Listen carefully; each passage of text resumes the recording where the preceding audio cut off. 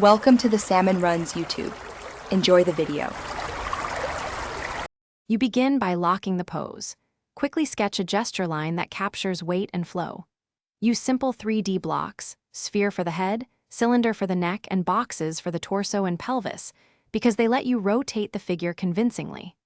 Once done, divide the head into thirds for eye and nose placement and set the shoulder and hip angles to establish twist. This helps you place limbs in 3D space and prevents flatness later on. Now you turn blocks into believable anatomy by carving volumes. Establish the rib cage and pelvis as distinct rotated forms, then connect them with a soft waist. This explains torso twist.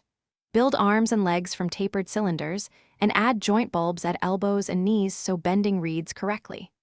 For the face, map planes and socket shapes before adding features, and design the hair as a volume that sits over the skull rather than flat lines, because that keeps the head look. You finish by committing to confident lines and sculpting shadow to sell depth.